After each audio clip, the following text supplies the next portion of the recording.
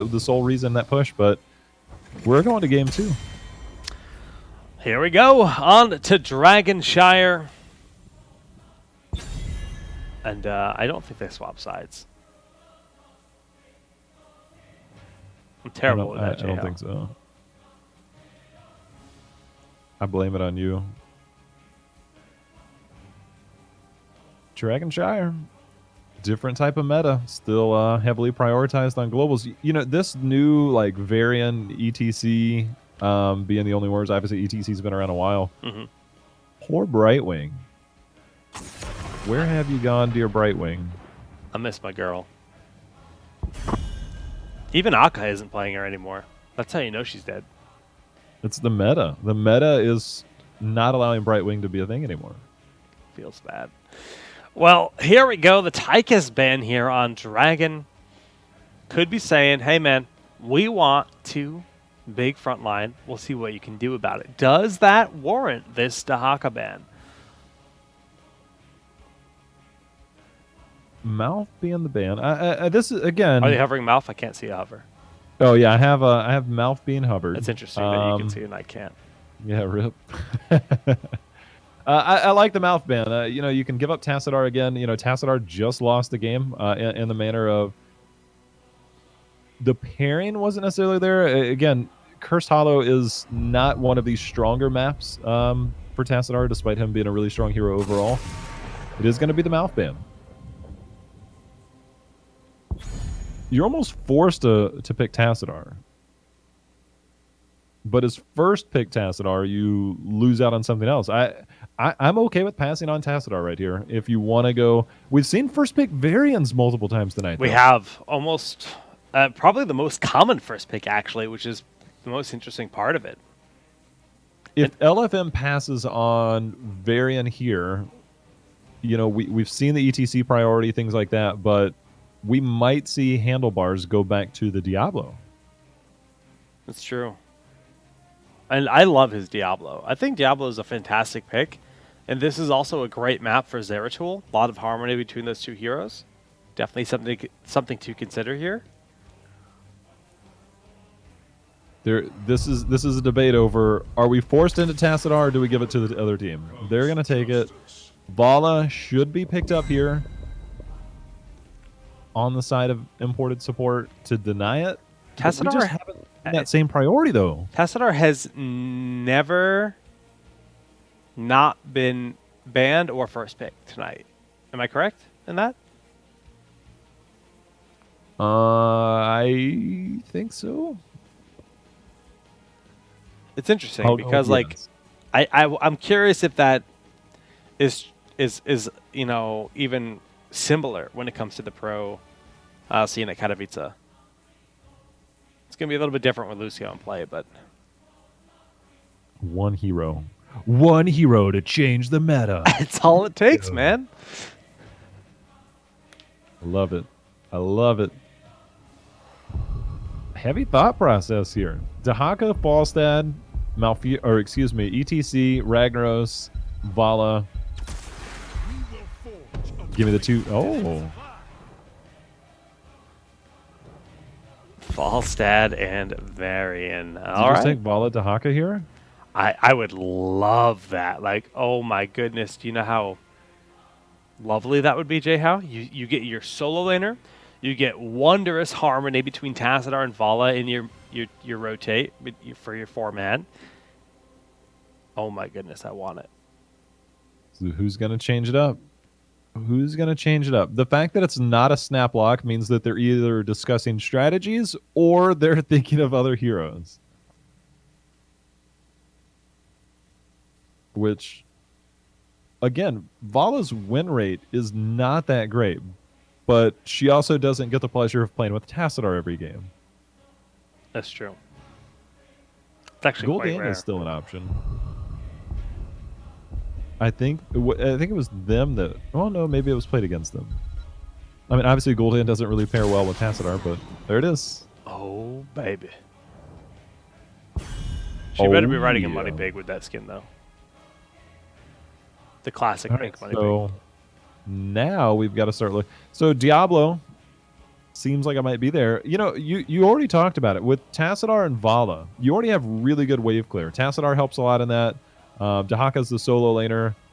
Zeratul ban here, I think, would be really smart. For imported to ban Zeratul? Yeah, imported to ban Zeratul, because you run the risk of... Oh, not Ariel. Not Ariel. You run the risk of giving up the Zeratul, which can be a huge nuisance to Falstad. Falstad has Barrel Roll, but at level 1, you have Vorpal Blade. 7, you have Seeker. Zeratul will destroy that, and we've seen a lot of Diablo play out of LFM. Like, it's Diablo and ETC, and I don't think there's been any other hero, maybe Varian. And then we saw them run to great extent, the Zeratul Diablo combo earlier. But they can't get Zeratul and Diablo with just Tassadar as a support, I don't think. Sure. So I don't know if that's as much of a threat. I would. We'll see. Ariel ends up being banned here. Li Ming will be the follow-up just to remove some of that range damage. And now we've got Varian Falstad. They clearly need a support. Rhaegar seems like the go-to. I feel like letting Rhaegar through would be a mistake. Because then you basically know that you're against an Iron Fist Kharazim with Tassadar.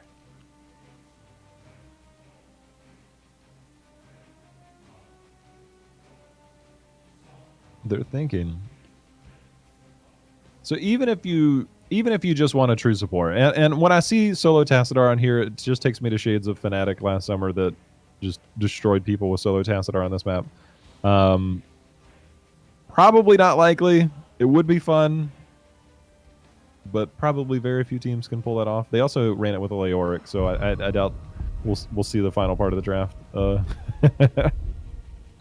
Yeah, well, we'll see. Rhaegar? Yeah, it's got to be Rhaegar, and then what? That's... They're going to go Gul'dan. Orc, boys! Smork it up in chat, friends. Diablo and Kharazim. Yeah, I like that. I like that a lot. You have that dominant rotation. We know Handlebars is phenomenal on the Diablo. Dahaka will own that top lane, and then Kharazim to round out the healing. Alternatively, for supports, I don't know that I like any of the other options other than Kharazim, so... I gotta ask you this question, and this is not a question I think would be as clear-cut 2 weeks ago. For imported support, 2 weeks ago you'd say Ragnaros 100%. Now, is it Thrall or Ragnaros? For your because they need a solo laner, unless they put Falstad as the solo laner, which would be interesting. Wouldn't be terrible, but going up against the Haka, it's not exactly the easiest. I'd be okay with a Thrall, mainly because that means we got 3 orcs, and that's awesome. Oh, they're going to go Zarya over Diablo. Okay. But I think it will be Rag here.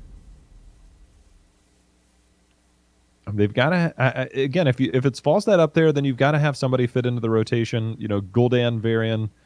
You know, not necessarily the best combo early game. It's a little bit more difficult to get kills.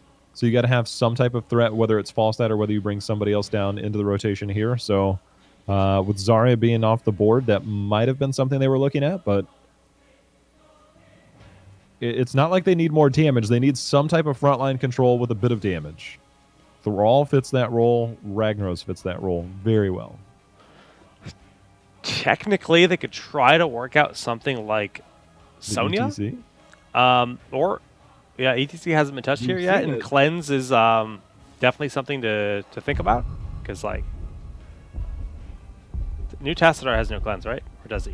I can't remember. He does. Okay. So never mind. No Cleanse. No Cleanse, okay. So they will go Sonya. All right. She'll be the solo laner. Man, how times have changed. Poor Ragnaros. Is he a real hero anymore? He definitely is. I'm glad to see the variety. I really am. You can never count out Sulfura Smash. That alone will always make him such a potent hero. Sonya versus Dahaka is not as clear cut with the new Sonya. It's true. She actually, I've seen Sonya's completely bully Dahaka out of lane. Yeah.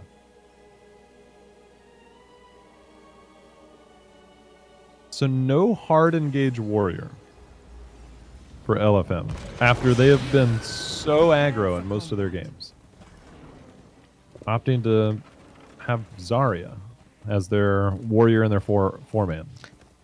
Yeah, that's interesting. And this is what, the second or third time we've seen Very and Sonya paired together? They both have swords.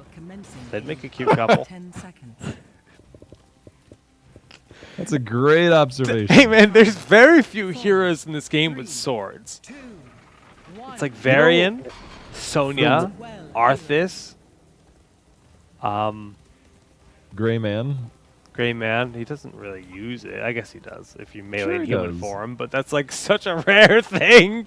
The one thing that I like that we're seeing from Gul'dan, outside of him face checking a bit, is that he's going Q build.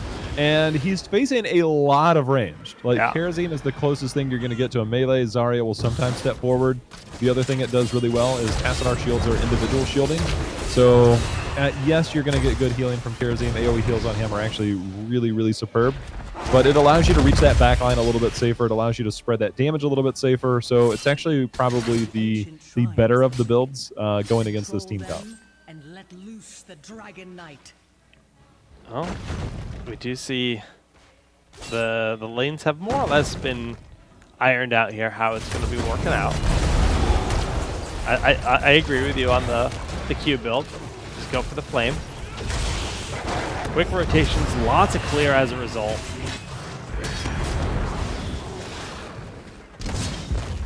Does Valera's swords count? Or are they daggers? Those are daggers. They're like swords because they're pointing. I mean, that's like saying Illidan's Warglaives are like swords, but they're not. Oh, okay, so they are swords. No, they're not. Do you think Falstad's hiding a sword somewhere on his griffin? Absolutely not. Everyone knows dwarves can only hold hammers. That's what you think. Oh, Both shrines, though, are being channeled here as they continue to trade blows, and Ignition just happily stacking his Fell Flame quest at level 1. Falstad continue to rotate, of course, did go Seasoned Marksman. Right. So those are the two quest talents that are going to get a lot of progression very quickly. Fell Flame is just being spammed out left and right, and as you mentioned, Falstad getting all those Seasoned Marksman stacks. Top does go to the blue side, so it's 1-1 in terms of the shrines, just kind of flipping and flopping across the map here. And the aware! Oh man, that multi-shot almost enough for the kill. He's got that healing totem. Best healing totem of the game because his is 30 seconds where everybody else has healing wards. But Hecarim in all kinds of trouble. Swabs, Magoo, and Special T trying to take him down. The shields are there. They're rotating up to help him. Will he get away? Not today. First blood of the game. Yeah. But down bottom, they realize that they do have the hero advantage. They're trying to put some pressure on, get a bit of push in. They do get that one tower, which is good. Gio, do you remember the days when healing totem was level 1 on Rhaegar? Nope. Oh man, that was the best. I'm trying to think other heroes with swords. I don't know if there are anymore. I think that might be all of them. Wait, the Lost Vikings. All right, I'll accept it. Balog has a sword. He throws them. So it's still a sword. Yeah, it is. Psyblades are Protoss swords. Still not a traditional sword. It's more of like a fist blade. But it's a Protoss sword. I don't accept it. If it was like a lightsaber, I'd accept it, but it's not. Well, pretty slow action here, but Falstad flying in. He does have the slow instantly turning his attention over. All right, Special T able to barrel roll back to safety, and wow, Ignition is putting out some fat DPS this game. The charge in, gets some more corruption going forward, and Drada takes heavy damage there. take a look at the numberinos. 21K already at the 4-minute marker. Cool He's already Dan's completed game. his quest talent too. Oh, is it done? He's done. Jeez. Demolition's Expert is almost done though for Zarya Yeah, too. Though. Season's Marksman is making some good progress as well. They will deny the Dragon from being a threat, taking control of bottom. Raynor has a sword on his gun. That's a Bayonetta. Or whatever it's called. Samuro. Alright, yeah, Samuro counts.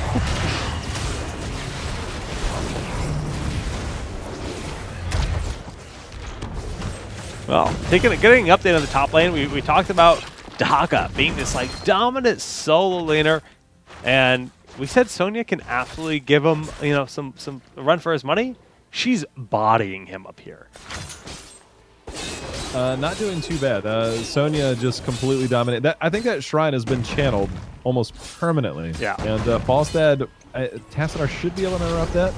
Dimensional shift, 30-second cooldown, very expensive. He's actually putting himself in a forward position, wanting to apply that pressure. Barrel roll back to try to get away. Sidestorm will be available. Not even needed. Gul'dan, however, gets picked off here in the bottom. BBJ will fall to Crux, charging on in, and Soy on the wrong side will find a kill, but the Feral Lunge. Oh, the hammering! Not enough because the shield comes through. The Aware will die, staying a little bit too long. The false set rotation attempted, but now he will die. Back and forth trades in favor of LFM. Draded had so much energy built up that the minute he turned his focus to a target, they got absolutely destroyed. And I love the fact that Swab's now in position to take that out. Tassadar flanking, they're not going to be there in time, so they're going to turn their attention elsewhere. But that is actually a really big deal. Already winning the lane pretty handedly. I mean, you are Dahaka, you can basically Hearth back, Brush Stalker in. It's not that big of a deal, but could be.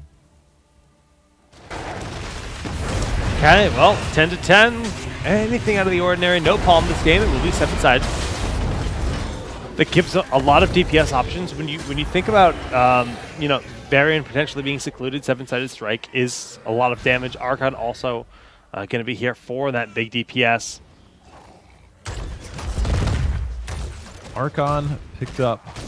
Archon is so strong right now. Yeah, it really is. They decide to go in, but who's going to make the plays here? That's the biggest thing. Now that, you know, we've got Horrify in play, you can really separate the teams. You can really put damage on, but you have Mighty Gust singling target out with the taunt there, but Hecarim has his hands full in the top lane. He really does. That Bruiser camp with Sonya. Falsehead flying up to try to find the gank here. Hecarim can immediately pop that heroic ability to be able to sustain through this, and he will be A-okay, but this fort is going to go down. Now that we have a little bit of extra heroes in the top, it makes him vulnerable in the bottom, but the Cleanse and Ancestral going to clutch it out onto Crux, keeping Soy locked in here. It goes a little bit too far forward. A costly step of over-aggression when they thought they had that kill. It was a perfect setup. Oh, the Mighty Gust is going to push Dahaka in. The taunt is on. The shield is on to Hecarim, trying to keep him alive. On the backside, Handlebars has popped Archon. Okay, but Ignition was able to get away from the big DPS. Dimensional shift, but he has only a sliver left. Self-shielding coming through PPJ. Radiant dashing away, getting some help. Tapping the well. One hero has well. Just him. Traded. Oh my goodness. The shielding is keeping this team alive, whether it's Zarya or Tassadar. Shields for days, but this should be the first Dragon Knight. Sonya having to dodge the minions, not to take any attacks. But we are 8 minutes in, and finally, our first Dragon Knight of the game. Wow. Definitely chaotic little fight there. I mean, a lot of that credit goes to the Aware, getting that Cleanse, getting that Ancestral to enable them to turn in, but Soy stepping a little bit too far forward at the opening of that fight. 13 about to be locked in from this first Dragon, giving them that small advantage, and they have the Giants down bottom. So we'll see exactly how much they can get done. They have another 35 seconds with this Dragon. That Cleanse and Ancestral was clutch. But this wall will go down. The Healing Totem again on the backside will heal them up quite a bit. Ignition, obviously the primary target. Draded trying to walk away, but the Rain of Vengeance in return. DK, 15 seconds left. Not much health left. Probably as much as they're going to get out of it. Yeah, I mean, hey, if they can safely keep these giants throwing rocks at this bottom fort, not too shabby, getting it pretty darn low. Dahaka, however, is soaking top, pushing that out, and giving a lot of experience here to LFM. Specialty gonna fly up. Let's see if Oh, the predictive drag was a little bit too early, so Hecarim loses a lot of free damage. Oh, this is adaptation. Shields in. Taunt onto Hecarim. And the full team is here. The Gust has to be used. Now Soy a little bit far forward. Horrify pushing him deep on in the 7-sided strike attempted, but they're losing hero after hero with that whirlwind. Sonya is just cutting loose right now. Swabs Magoo just had a body block there to lock Zarya in, allowing for the taunt to come back. They're going to be able to steal the camp here, but 2 members down. Nice turn of events. That did not play out the way I expected it to. It all started with Dahaka and Falstad. The rest of the team was like, let's go. Let's throw down. And it looks like Imported Sport got the better of that fight. We keep seeing Soy go in these pretty forward positions, and it's this kind of like false sense of safety that I feel like Vala is getting because of the double shielding, right? You've got Tassadar shield, you've got Zarya shield. Vala can get away with a lot of things until that Horrify comes in. And that Horrify, like, the fight was over. The second that Horrify went in, 2 members just launched towards their enemy team, and those members were Karazim and Vala. Karazim had to reactionarily 7-sided strike just to stay alive for a minute. And, yeah, it's tough. Well, it leads to fort number 2 going down, and 16 very, very close here. This should be when you have Dahaka and you have the global, it makes it a little bit more difficult to obtain both of these because you can basically switch a 5v4. But Falstad on the other side, this should be another Dragonite pickup. I don't think there's a whole lot they can do to defend this with their lanes so far pushed out.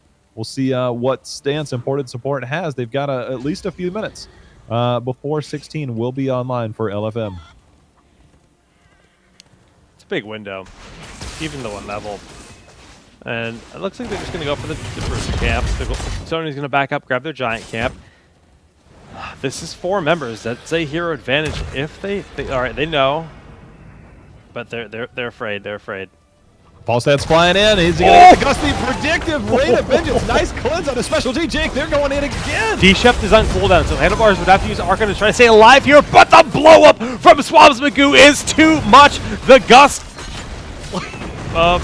does nothing. He got those minions. He's like, I'm a hurricane watching me blow this tower over. Nobody at home when that goes in, but that fight means they can't get the top temple. Varian running up there. There still should be a DK. They're taking advantage of that camp, and they're pushing it in. Opening that up with 16 talent tier advantage, they might be able to get the DK and rotate that down into a bottom keep. We'll see if they can get that type of value out of it. They might drop back. Do they get the siege camp? They're just going to get the DK and go. Oh, they're going for it. They're going to get the siege camp. Siege camp on their back plus DK. That should be a keep. Oh my god. This is almost too greedy. Yeah, this is... Alright, so this DK will not be going to the bottom keep. Oftentimes you see the aggression for bottom keep because... oh, maybe it will. If he's waiting, he's actually dancing. Yeah, they should be able to rotate this over. Hopefully it didn't take too long. They're going to put some pressure on the mid fort. The bottom camp will be stalled out by minions momentarily. They're just trying to boost their experience. This is a good call. Okay, yeah, I think the threat of the bottom keep is far more significant than taking keep wall for experience. All right, well, they've got another 30 seconds left. Dahaka tried to soak top. He's walking back down rather than Brush Stalker. But this is going to be a keep. 7-sided strike. That's a lot of damage. 7-sided strike was used. All right, Gus has to be used. Oh, Expulsion Zone attempted keep is going to fall.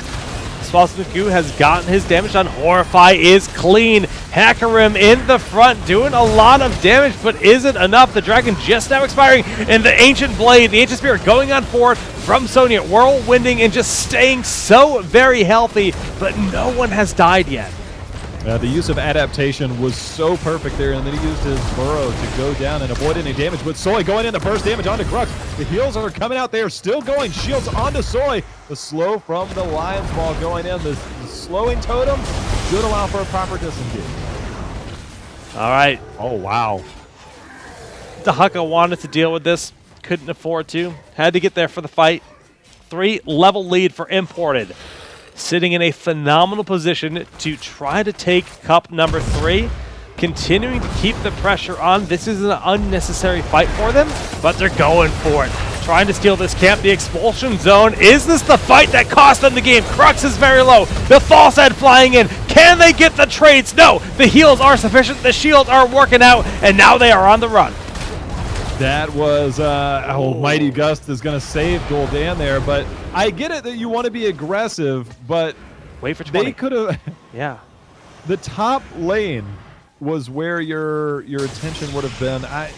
It was 1916. The only way that you allow LFM back in the game is by taking greedy and or risky fights.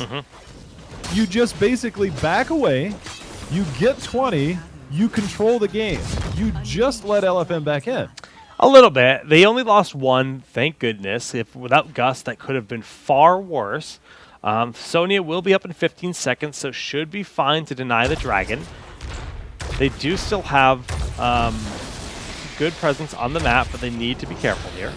20 is just around the corner. Well, well, well. They're going to posture up. 20 is going to be here any moment. Falstad's going to get the top shrine. See if he opts to go Epic Mount, which seems like the likely scenario. He does need to clean up the top yesterday. That's such a rare talent seeing competitive nowadays. There it is, Epic Mount. Specialty? A-okay. I think he was about to fly, and he's like, no, I'm good. Okay. The rotation up. Crux is scouted out. Rigor's not. One intervention stack is used. Expulsion mode keeping him in, forcing the fight. Gus could be essential here. The Horrify with the Haunt and the big Ancestral Heal going off. Who's their focus? Hecarim. Very slippery target, but they will get very close to the kill. Oh my goodness, the shields are too much, and False Head goes down. Soy is trying to get away. The shields again are coming into play. Swab's trying to hit up with the wrong one. Takes down BBJ. Draded. Going to be the next to fall, so a nice trade there. Hecarim, though, is going to fall as well. Gul'dan putting the damage on. Handlebars. Handlebars. Handlebody. Oh. And that is going to be... they have 4 members in a keep down and catapults. They might just opt to end game here. Vala, I don't think, can end this, and variant taunt into a kill is a huge threat. This should be game. Yeah, it's 20-19 and only in 1v4. I don't see them stopping this. Ball is going to do her worst. The GG is called, and Imported Support are the champions of Cup number 3. Not too bad. Vala gonna fall in vain there. Man, Imported Support after the rough week 1, now fighting their way back into contention here as they've moved up in week 2 and now have won Cup 3.